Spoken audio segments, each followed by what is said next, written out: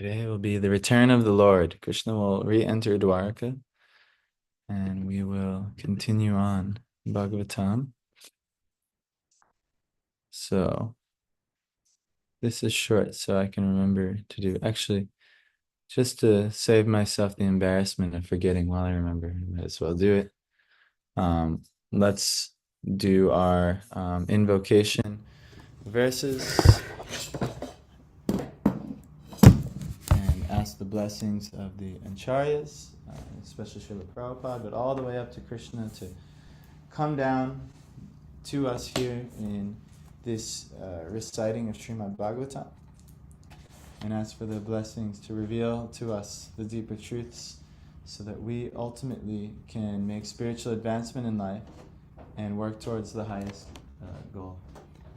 So, very good.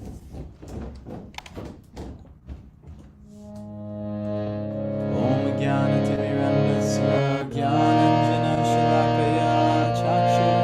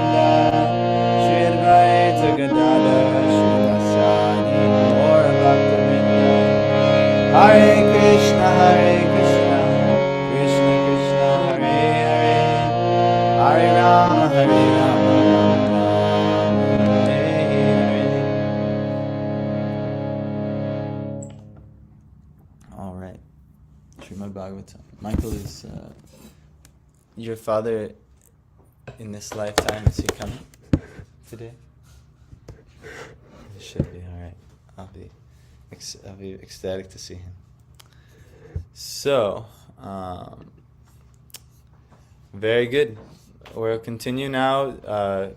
Krishna has reached Dwarka, the land, the country of the Anarthas, not Anarthas, Anartha. Which is of Dwarka. So let's continue on and let's see how he's welcomed.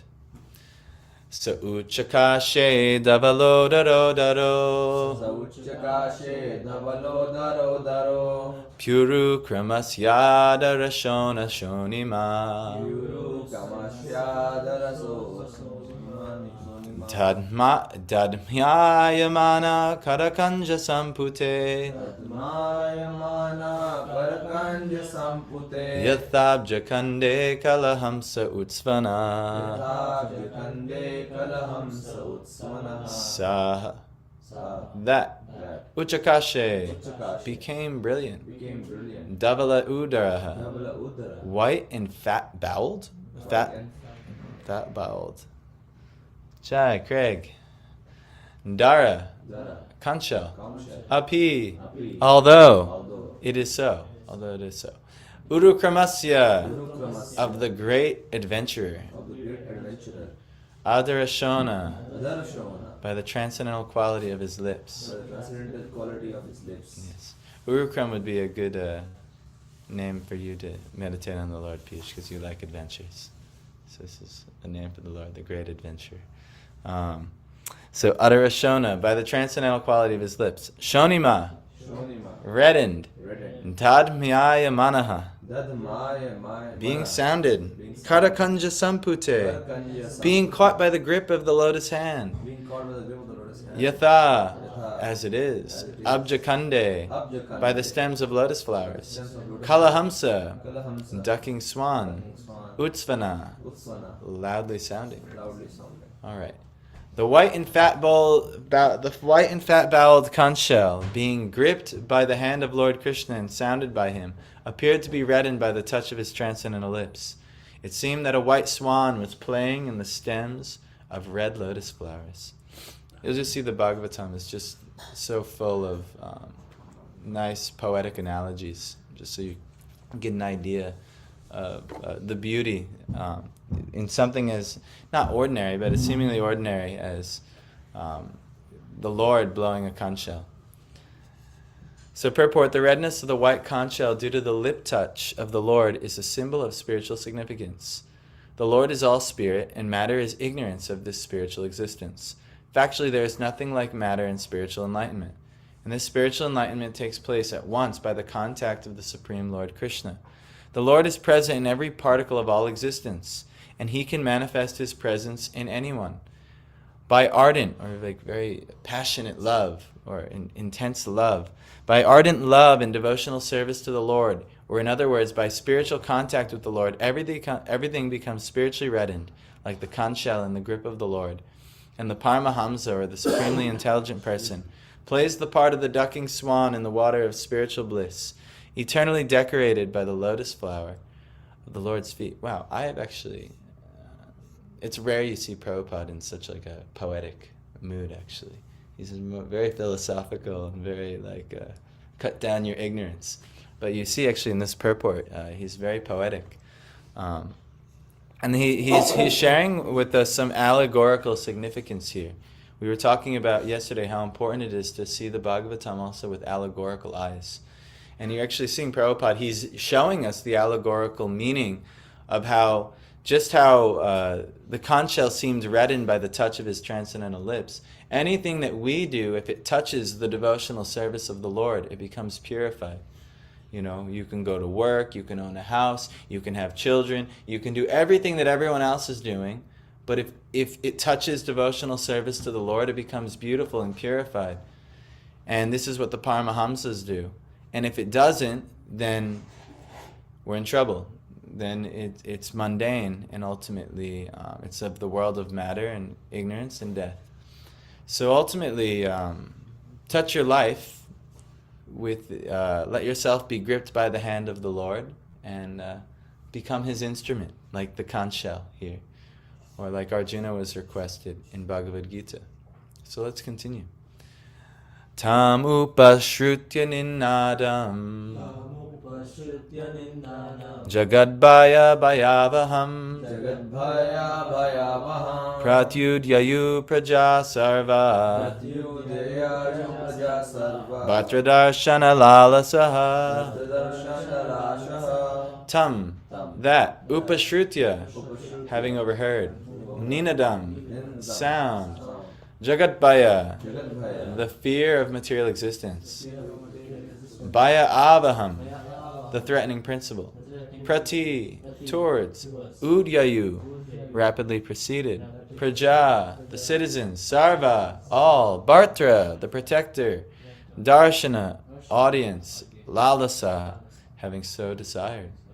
The citizens of Dwarka, having heard that sound which threatens fear personified in the material world, began to run towards him fast, just to have a long-desired audience with the Lord, who is the protector of all devotees. So this is one of the understandings. We talked about this on Sunday. One of the understandings of surrender is that he's always your protector. And they heard the Lord's conch shell, and it's said to be fear personified, is fearful of this conch shell. So, also meaning there's nothing to fear when devotional service to the Lord is present. There's nothing to fear. Actually, there's another famous Bhagavatam verse in the Uddhava Gita. It goes, Bhayam dvitiya biniveshitasyad ishad apetasya viparyayo smriti tanmaya yato buddha abhajetam bhaktyayaka yesham gurudeva tatma. And it tells you why fear arises. Bhayam dvitiya abhiniveshitasyad. Syad is arises, bhayam is fear, and dvitiya means dualism, and abhiniveshita is becoming absorbed in dualism. When we become absorbed in things not related to Krishna, the opposite of dualism is monism. Monism is like there's one. And who's the one? Krishna. So if you're absorbed in Krishna, there's nothing ever to fear. So anytime you have a fear, you're fearing anything in your life, it just means you're not absorbed in Krishna in that moment. So if you're absorbed in Krishna, nothing to fear. Ever. Ever, ever, ever. But we're not absorbed in Krishna. We're doing something else. So we have Dvitiya Biniveshita. We're absorbed in dualism. But he said there's hope. Well, before there's hope, the reason we are absorbed in dualism is Ishad Apetasya Viparyayo Smriti. The Isha, the controller, Apetasya, we've turned away from, Viparyayo, because we've misidentified ourselves. And asmriti means we've forgotten who we really are.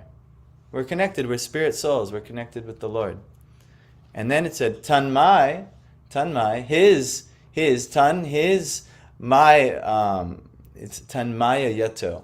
Tanmaya, his illusory energy is doing this to us. Yato, therefore, Buddha, the intelligent, Abhajet, should worship Tam, him.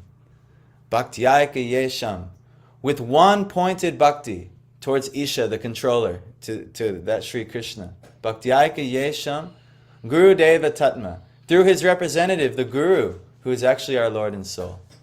And we talked about there's different types of gurus. You all know the different types of gurus. And best you have a bona fide spiritual master like Srila Prabhupada. Best. We all have Srila Prabhupada. We're all following in the footsteps of the Acharyas. We can all hear all of the words and works of the Acharyas that are present before us.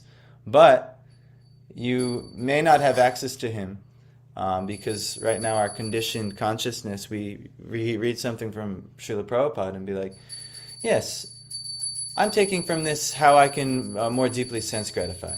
So we flip things around, we contaminate things, which is why you need a living guru. Someone who's living by example.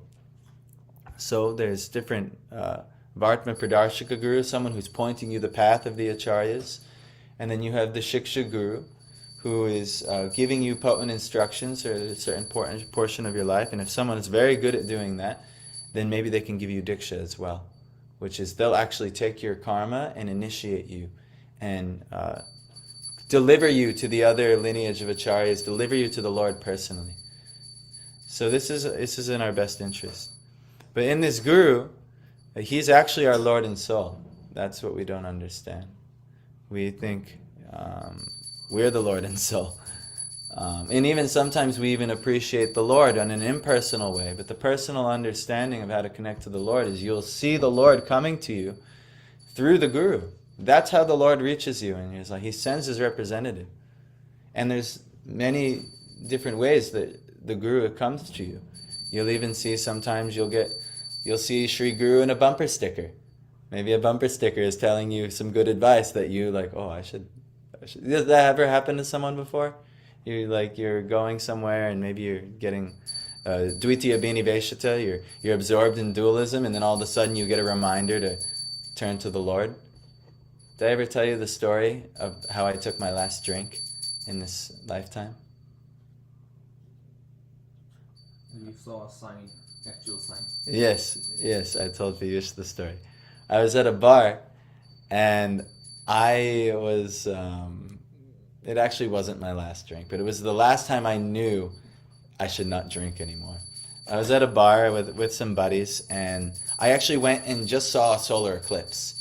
Like went and looked right at it, the thing you're not supposed to do. So I went and I was like, I'm going to go look right at this thing. And so afterwards, I was naturally very befuddled as to what I should do. I was dropping I already went from chanting 16 rounds to 12 to 8 to 4 to 0. And now I was just reading a little bit of Bhagavatam at that point. And so I went and I was with my friends. They were smoking weed again. So I was like, yeah, I can smoke some weed. Why not? So I started smoking with them and, getting absorbed in Dvitiya Bhiniveshita, the Maya and the pleasures of Maya with all my old friends. And we were in South Carolina. But I just had this lingering feeling that this is wrong. This is wrong. But I don't have a way to move forward here. I didn't know how to move forward. So I said, you know what? The last straw was my buddy Chris. I should actually see him at a wedding soon that I'm going to in May. But my buddy Chris, he was kind of begging me. It's interesting because at one point in my life, he was the good boy and I was the bad influence, convincing him to smoke pot and other these things. I'm sorry, Chris, if somehow or other this is being seen by anyone. But anyhow, he got me, and he was, he already convinced me to smoke with them for the weekend and things like that. But then he's like, come on, just take a drink. And for whatever reason, I was holding against drinking. I let everything else come. I didn't eat meat or anything, but I was wanting to drink. So I said, okay, I'll drink. But if this is my first drink in a long time, because it's been a year or two since I had a drink, I said, I'm going to get it a good drink. So I went up to the bar to order, and I was like, you know what, this is stupid. I'm spending money I don't really have, and this, I had all these doubts. I know it's not good for me. I know I shouldn't do this. But then I was like, Krishna, if this is wrong, give me a sign. So I prayed for a sign. And so I ordered the drink from the bartender, and it was some blueberry ale or something, some IPA, nice drink. Yeah, I used to drink things like that. So I ordered some nice drink, way too expensive. And then behind him, though, I see a sign, a literal sign. And the sign said, Service Industry Night, and they had some special. But interestingly enough, all of the first letters of Service Industry Night were highlighted right in a line with each other. What's a service what is that? Sin. It said sin, and I was like, no, no. So, this, this is, the Lord will give you a sign sometimes. But this is how the Guru can show you in many different ways. But the best way is if the Guru comes, if you're so fortunate that the Guru will actually come, at least in a Vartma Pradarshika Guru, then to a Shiksha Guru, and then if you get Diksha Guru, you're very, very fortunate. But this is a bona fide, all of these things. Anyone can go cheaply take Diksha, or anyone can go cheaply say, oh, he's my Guru. But it means something. It's very deep. Guru means very heavy. They'll cut your illusions. So anyhow, this is, I know this wasn't the verse we were doing, but fear personified. So this is why fear comes, because we're absorbed in dualism. And if we follow Sri Guru, and we can understand how to recognize Guru and how to become qualified to receive Guru in our life, then we'll never have anything to fear. And so ultimately, why? Because that Guru is connected to Krishna and connecting you to Krishna. And if you're connected to Krishna, fear will run very far from you. You'll have nothing to fear. It's very attractive. Srila Prabhupada's birth name means Abhay. It means the opposite of fear. Fearless. So he's natural, our leader, in allowing us to become fearless, but we should be very interested in overcoming all fear. So this is very nice. Let's read the purport. As already explained, the citizens of Dwarka who lived at the time of Lord Krishna's presence, there were all liberated souls who descended there along with the Lord as entourage. All were very anxious to have an audience with the Lord, although because of spiritual contact, they were never separated from the Lord. Even though he was out of their physical ability to see, sometimes actually the mood of separation can make you even more intensely absorbed in the Lord, internally. So that's actually something we can meditate on, and Chaitanya Mahaprabhu is teaching us how to meditate on. Just as the gopis at Vrindavan used to think of Krishna while he was away from the village for cowherding engagements, the citizens of Dwarka were all immersed in thought of the Lord while he was away from Dwarka to attend the battle of Kurukshetra. Some distinguished fiction writer in Bengal concluded that the Krishna of Vrindavan, that of Mathura, and that of Dwarka were different personalities. Historically, there's no truth in this conclusion. The Krishna of Kurukshetra and the Krishna of Dwarka are one and the same personality. The citizens of Dwarka were thus in a state of melancholy due to the Lord's absence from the transcendental city, as much as we are put in a state of melancholy at night because of the absence of the sun. So again, Prabhupada is giving poetic analogies here. In the daytime we are, very active. We're fulfilling our desires. At least those of us who are not completely in tamaguna. Many times, people who like to be active in the night, this is not so good. Some of you guys, the college tendency is to be active in the night, but this is not so good. But so anyhow, yes, this is the analogy Prabhupada has given. The sound heralded or ushered in by Lord Krishna was something like the heralding of the sunrise in the morning. I have to just look up herald. I'm sorry, it's an official messenger bringing news. So, of heralding of the sunrise in the morning. So all the citizens of Dwarka awoke from a state of slumber because of the sunrise of Krishna, and they all hastened towards him, just to have an audience. The devotees of the Lord know no one else as protector. So once they saw he was coming, they were ecstatic. This sound of the Lord is identical with the Lord, as we have tried to explain, by the non-dual position of the Lord. The material existence of our present status is full of fear. Out of the 4 problems of material existence, namely the food problem, the shelter problem, the fear problem, and the mating problem, the fear problem gives us more trouble than the others. So Prabhupada's talking about the 4 basic parts of all living entities: eating, sleeping, mating, and defending. Defending is out of fear. You have to defend, like let's say you acquire a home. You have to defend from the rogues in the government who are always trying to stick their hand and charge you more. You have to defend, from arson, getting insurance and things like this. You have to defend in so many ways. And we're always fearful something might happen. Tanmay might leave the stove on and burn the house down. So, anything, something could always happen. This fear could be there. But actually, it's always giving us problems. We're always so fearful in this world due to our attachments and all the things we're acquiring and defending. If I leave my wife alone, she might talk to that person over there, and he might try to act inappropriately, or she might try to act inappropriately, something like this. We're always fearing what we so-called acquire in this world. So it gives more trouble than anything else. We're always fearful due to our ignorance of the next problem. The whole material existence is full of problems, and thus the fear problem is always prominent. This is due to our association with the illusory energy of the Lord, known as Maya or external energy.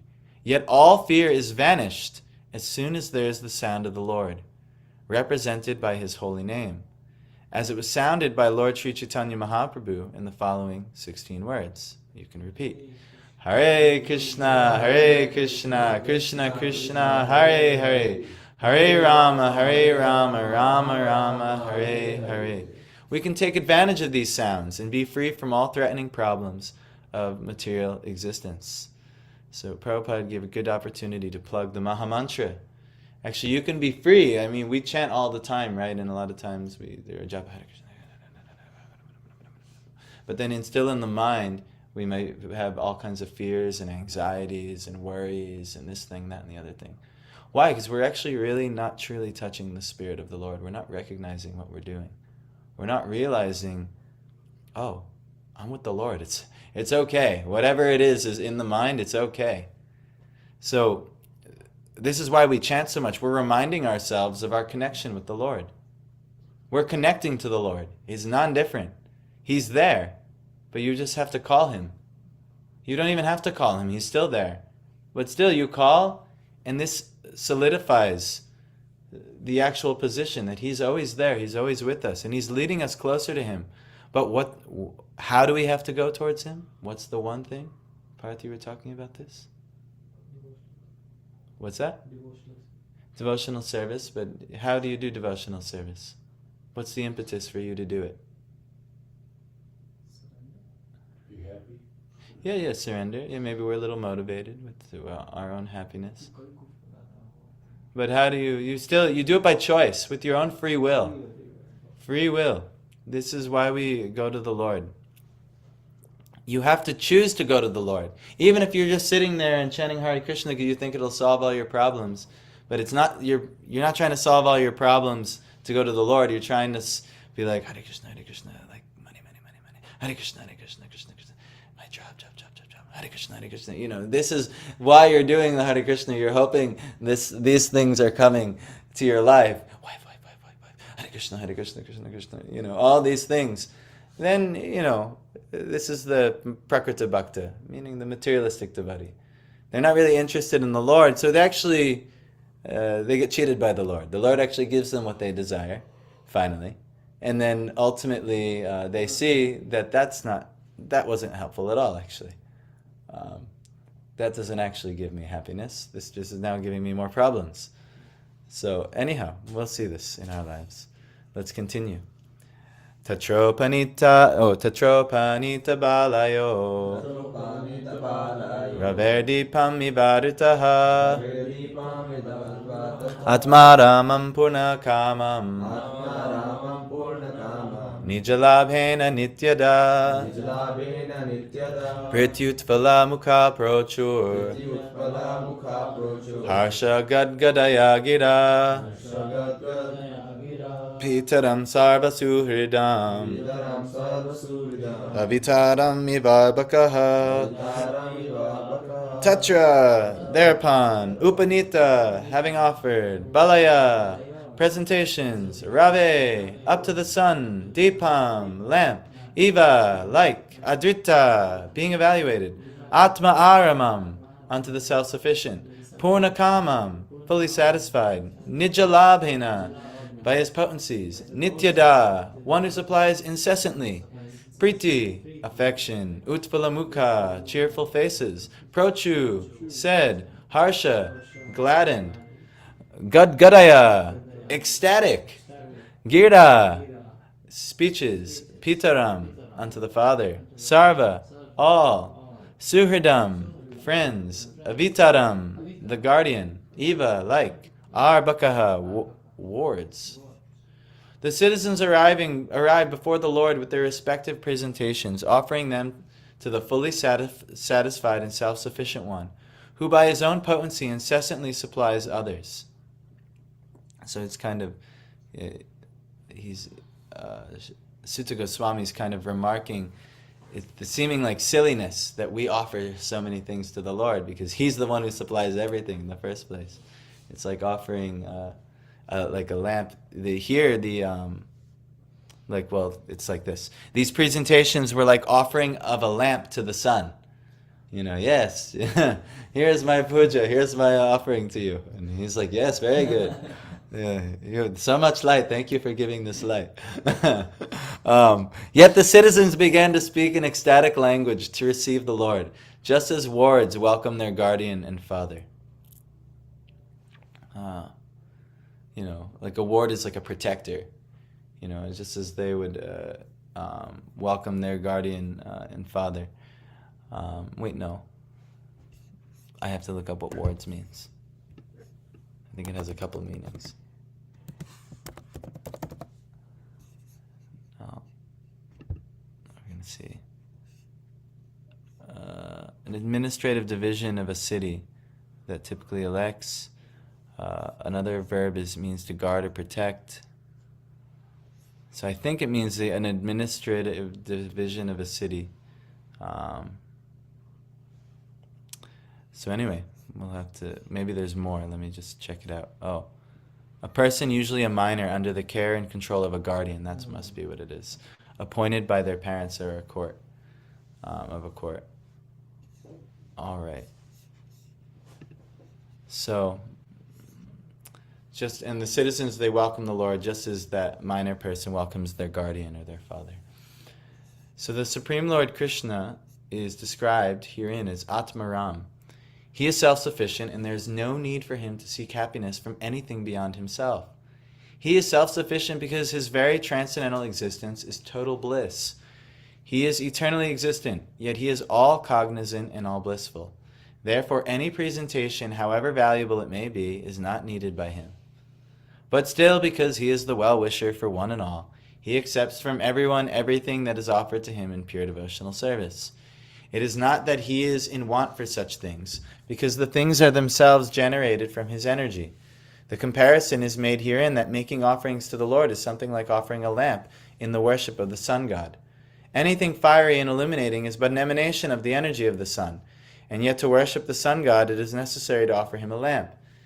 In the worship of the sun, there is some sort of demand made by the worshipper, but in the case of the devotional service to the Lord, there is no question of demand from either side. It is all a sign of pure love and affection between the Lord and the devotee. That's first-class devotional service.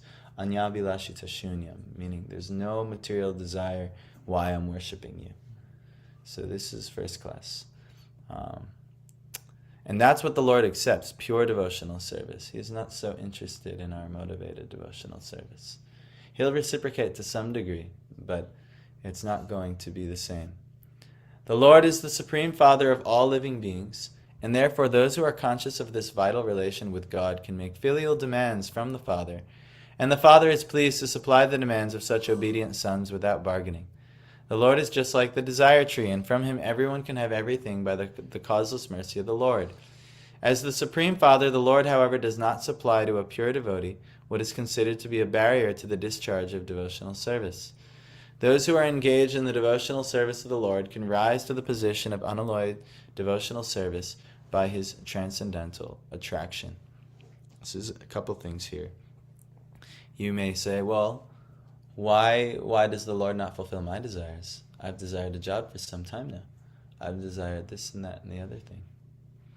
Actually, the answer is because you're sincere enough where the Lord doesn't want to hurt you. So that's actually why. The Lord does not want to hurt you and give you something that will hurt your devotional service. So he will withhold that which will hurt your devotional service. So, but otherwise, you see, if you somehow line everything up in your life with devotional service, you will get everything you desire. Everything. Why? Because it's everything that you desire is ultimately to deepen the relationship with you and the Lord. And the Lord is happy to do that. Where the Lord is very pained to give anything to his devotee that will hurt their spiritual life. I cannot do it. I cannot. I'm sorry. It'll be bad for you. But sometimes the devotee persists and persists and persists, and finally he says, all right, this will teach you a very tough lesson, and which will be good for your devotional service, so I'm ready to give it to you. But yes, this is, if we're not having, if we desire something and it's not coming, we should be grateful. We should be like, oh, the Lord has a plan for me. He's not trying to hurt me. And sometimes it'll come, but in the right time, when you're devotionally mature enough to handle it. I'll give you an example. In my life, I've been struggling with wealth for many years. And I had all kinds of plans, and even it seemed like, all right, this is when the wealth is going to come to do the next thing I need. And Lord, I'm trying to use it in your service, no problem. He withheld. So many things. But interestingly enough, I look back and I see all the times that he withheld the wealth that I needed, I thought I needed. I would have misspent it. I would have spent it on something that would have been inappropriate. And then ultimately I would have hurt my future prospects. And it all came at the perfect time, exactly when I needed it. Not a moment before, not a moment after. Now also I'm in another pickle. I'm saying, okay, somehow or other my wife is convinced we went to this other property, yesterday. And it needs a ton of work. And we had Aunt Manny and Oscar telling me exactly how much work and what it needs. And I'm like, wow, I cannot do this. So I'm figuring out, all right, what to do. But at the same time, I know, one, the place has to be fully offered to Krishna, or it will be useless. Useless labor, useless work, so much nonsense. Waste of my time and life. And then two, everything that needs to happen with that place will only happen at the exact right time to increase the devotional service. No other Not another time, not a little before, or a little after that. Exactly when. So this is ultimately, this is why the Lord, He fulfills our desires on perfect timing. Don't trust your timing. Your timing, you make plans, but the Lord's timing is perfect. I've thought about that, winning. I used to want to win the lottery years ago, and fortunately I never did, because after a while I realized how dangerous that would be to win the lottery. Yeah. I can't imagine all of a sudden having millions of dollars. Yeah, I don't. I would just. Yeah. Well, I don't know if you ever heard. There's a phenomena, but people who win the lottery, almost always they end up worse off than before they won the lottery, because they develop all of these unnatural habits, spending habits, due to their intoxication of their wealth, that next thing you know, they're broke. This is also common in professional sports. Professional sports, a lot of, people who come from poverty get rich this way, and then all of a sudden, because when you're in poverty, there's a reason. Usually you come from a culture of not knowing how to manage wealth. So then when you have all the wealth in the world, you just get intoxicated and you just spend, and next thing you know, they end up like broke. And this, I know in the NFL, this is like a huge thing. So Like Bill Russell. I don't know if you've heard of Bill Russell. I think I've heard.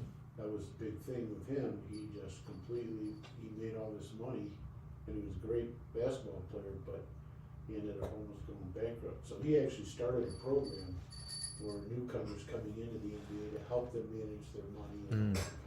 Yeah, I mean, it's Most of them are shooters, I think, and that shooters should not have a lot.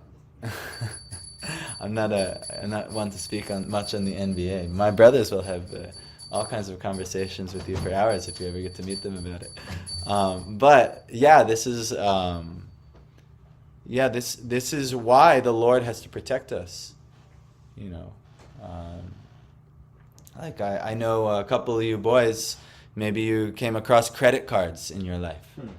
And then all of a sudden someone's, I give this money, this free money, and then you spend the money and you think, okay, it'll be good. But you're not seeing necessarily that, one, you didn't earn that money. That's not your money. And then you might have a plan for how you're going to replace that money, but life never goes according to plans. And next thing you know, you have a disaster on your hand. And they trap you like this. They know. That's why these credit card companies do what they do, because they know exactly the nature of things and how people will mistake. That's how they make all their money. So we have to be very careful with, especially our devotional life, not about money, but how is it, okay, I might have some desire to serve the Lord this way, and it might even be a good desire, but for whatever reason at this moment, it's good that you don't have it yet. You may endeavor for this thing, and if the Lord, He supplies, then use it in His service. But if it's not being supplied despite your endeavor, you understand, I'm not ready for it yet. I'm not ready for this. Let me go deeper into my devotion and I'll figure out why. And as you go deeper into your devotion, you'll realize, I'm attached this way, I'm attached that way, and things like this. And then you told a story a while ago about, I don't know if it was one of the acharyas or not, but who was so devoted to chanting all the time and all that, but then he got some money and he just said, I can't have this money because it's keeping me from thinking about Krishna. Yes, Vamshidas Babaji. Yes, he was ecstatic, and he was so advanced as a devotee that he was having sporties, or like spiritual visions of Radha and Krishna always. And so he would see this, he would talk to them via his deities and things, and all of a sudden some devotee, well-wishing, gave him money. So he accepted the money and planned on using it in their service. But as soon as he accepted the money, he stopped being able to see the sporties in Radha and Krishna. So he took the money, he ran back to find this devotee, and he gave, you take this, I don't want this money. And then he gave the money back, and then again he was in that ecstatic bliss. And so, yes, this is a very powerful thing. Prabhupada himself, he says, he used to tell the devotees, and he used to laugh when he says it, and he's like, I had some idea that first I'll get rich and then I'll use the money to serve Krishna. And then Krishna took every single thing away from me, and he left me with only him, and now look, I don't even know what to do with all this money. But he wasn't attached to it at all. He didn't have even a bank account in his name. One time he opened a bank account because some devotees tipped him off that the prices of gold were going to spike the next day because something happening in Japan. So they were telling him, all right, if we open up a bank account and we buy gold on this day and we sell it tomorrow, I actually did something like that in my life recently, but years prior. But if we do this, we'll make a good amount of money and we can use it. So they convinced Prabhupada, and Prabhupada agreed to do it. But then after he did it and the money was made and somehow or other, they used it in the service, he's like, don't ever tell me to do that again. He's like, this is not policy of a sannyasi. So he chastised them afterwards. But yeah, so we have to be understanding. And the main thing is we're working on our devotion here.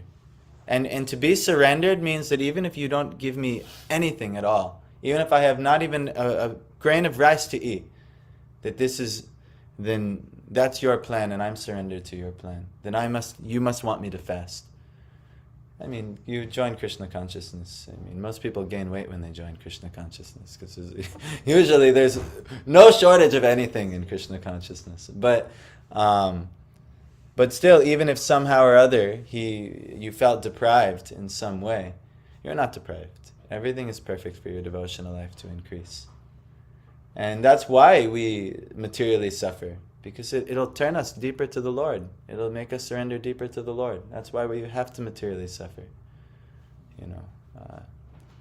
So use everything you have in the Lord's service, and you'll never be bereft. And we've seen this time and time again.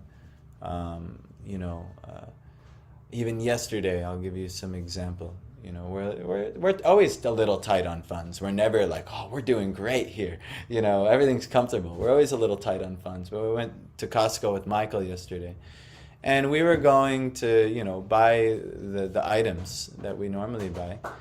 And I was going to buy the regular Costco butter, but I know this isn't very good quality butter. I know this, But based on our budget, I ascertained, this is what we should buy. But then all of a sudden I'm buying the butter, and then all of a sudden this Chinese lady, she starts saying, she's like, oh, this butter is not so good. And then she's like, you have to buy Kerrygold butter. And I'm like, Kerrygold butter is expensive. There's no way we're going to buy Kerrygold butter. 2 sticks for like $6. Yeah. So, but she's like, no, it's on sale. Come, I show you. She takes me around the corner and it's on sale. And so I'm like, oh, this is a good deal. It is better quality, and we're not going to get it for this price usually. So she gets me to, I saw her as Krishna is sending me someone to get better quality butter. It will come, don't worry, so anyway, I said do that. And then I go to buy olive oil. So I'm going to buy olive oil, and I know that in the olive oil markets, sometimes people cut the olive oil, they do things, and really unless you're buying extra virgin olive oil, there's going to be something going on in the market. So anyhow, I'm buying the olive oil, and then some other lady, she's like, oh, extra virgin olive oil is better. And I'm like, oh my God, again, Krishna. And I was like, yeah, but it's not really part of the budget. I said the same line I told the Chinese lady. But then I looked and I saw that the organic extra virgin olive oil that we bought, it was more expensive, of course, but it actually was a pretty good price. So I said, all right, we're going to go for this. So like this, it makes for a better devotional offering. And the main thing is it's better for feeding you guys and the people that we feed here. So ultimately, yes, the money situation is uncomfortable, but I have to trust. And the Lord is literally sending me people. Literally at Costco. That never happens to me. That never happens that everyone at Costco has to give their 2 cents in my spending habits. But twice it happened yesterday. So I said, all right, fine. And So anyhow, like this, that was my real relationship. That you know what. Why am I fearing? The Lord will always provide everything. It's like I'm offering a lamp to the sun. You know, I won't be irresponsible with it, but at the same time, you know, why I fear, oh my gosh, the program, the Lord has no wealth, we won't be able to feed everyone. Why would he not feed everybody? He'll feed everyone and more, give more. So like this. But still we are going to not waste the... when Craig brings ghee and so many things, we should use a responsible amount of these things. Well, when I made ghee, it was interesting because I usually get the butter at Aldi's, and it's actually, the price is actually a good quality butter. Mm. But because of Easter coming up, they limit you only 6. I usually buy like 11 or 12 pounds. Oh, really? So, and I had to get butter somewhere else, so I went over to Walmart. But I bought Cabot butter, which is really good butter. Mm. But it's like, you know, $1 more a pound or something like that. But it's okay, because I won't buy the cheap stuff. I just can't buy that. It's good, you know, because it's usually adulterated, and usually the way they treat those cows is even, you know, and Krishna's Govinda, he gives pleasure to the cows, so he probably doesn't want to see that, that we're supporting non-pleasurable activities to the cows, you know, which is why eventually we should have our own cows, and we can treat them personally very nicely. But anyhow, that's for the future, and Prabhupada, he even himself said that was my unfinished business, and he was on the way to Gitanagari to show the devotees how to live in the proper Varnashram way and care for the cows. This Gitanagari, yes. He was on the way there, but he made it to London, and his health was declining so rapidly that they brought him back to Vrindavan so he could leave that way. But he was on the way. His mission was to go to Gitanagari and establish how we could live properly off the land and properly utilize all of Krishna's resources to live how devotees should live. So anyhow, that's the unfinished work that we have to somehow do, which is what I think Krishna bewildered me and my wife into getting this other property with all this land that we're like are befuddled, like what the heck do we do with this, you know? But somehow or other, Krishna has arranged, so we'll see what that looks like. If anyone has any ideas, let us know. But yeah. Anyway, Grantharaj Srimad Bhagavatam ki, Srila Prabhupada ki jai. Piyush, do you know if the Airbnb in the library left? Am I giving you a ride today? Yes. Yes.